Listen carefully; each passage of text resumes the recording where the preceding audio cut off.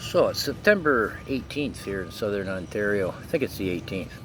And Trump just declared that he is branding ANTIFA as a terrorist organization. Let's take a look at that. In the first place, ANTIFA meant anti-fascist a century ago, like 100 years ago. Think of Benito Mussolini in Italy. Political ideology has changed somewhat since then.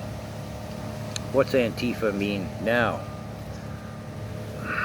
Well, let's take a look at what happened in Toronto last weekend at Christie Pitts.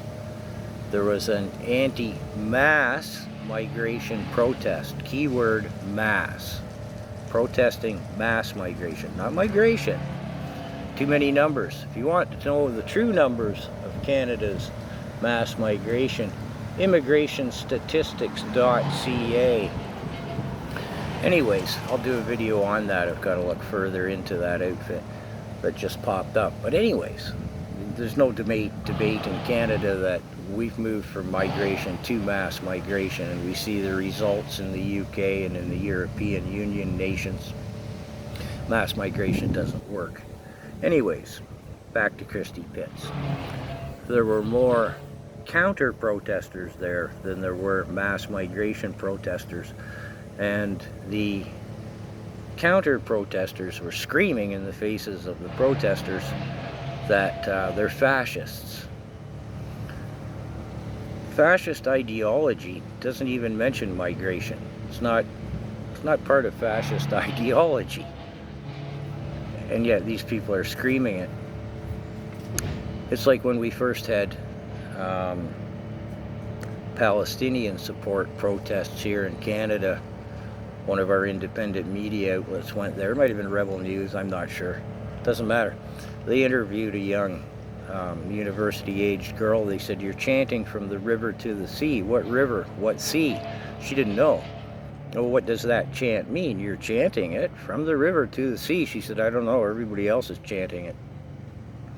We see the same thing happening in the States and Canada. When anything on the left, they don't like it, they just call everybody on the right a fascist.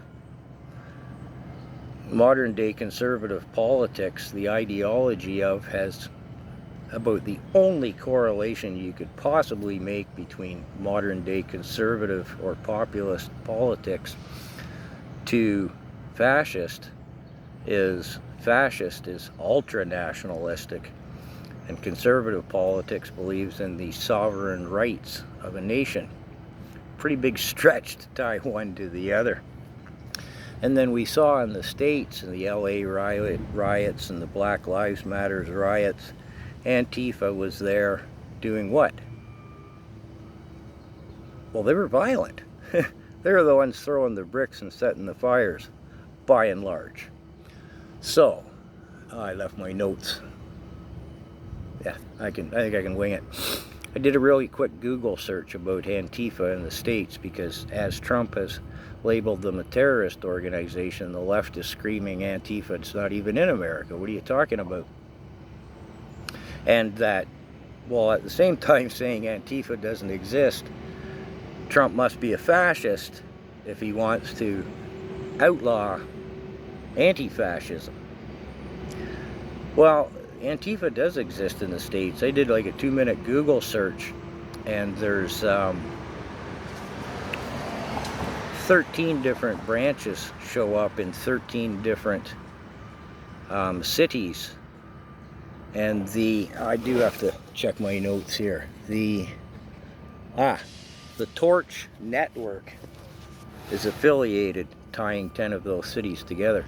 Now, what their ideology is and their uniformity or lack thereof of ideology, I didn't go looking into. I don't even want to open those sites, right, for a couple of different reasons. But yeah, they're there. They're in the States, and whether we have an official one here in Canada or not, I don't know. In the States, it's pretty well accepted as common knowledge that George Soros funds some Antifa activities. George Soros, couldn't go any further left than that guy. He tutored Klaus Schwab at Harvard way back in the 60s. And George Soros, he still sits on the foundation board at the World Economic Forum. If they can get his decrepit old hide over there, maybe he goes in by Zoom, who knows.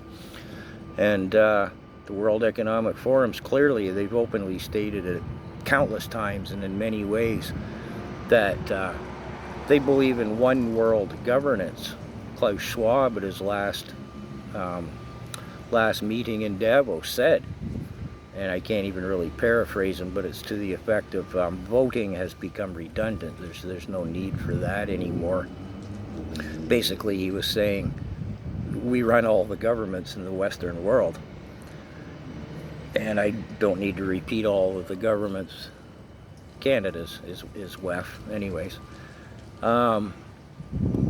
Does that sounds kind of like fascism to me? That Benito there, once he got power, there were no more elections, and the World Economic Forum says there's no point in voting, and we've pretty well got our one world government. That sounds pretty fascist to me.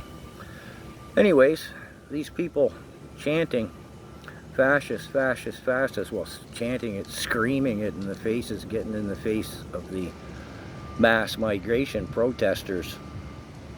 Low info, and I think a lot of low IQs going on there too.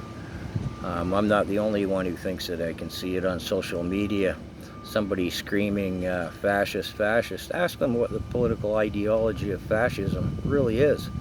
And I think most of them would, they'd fail that one.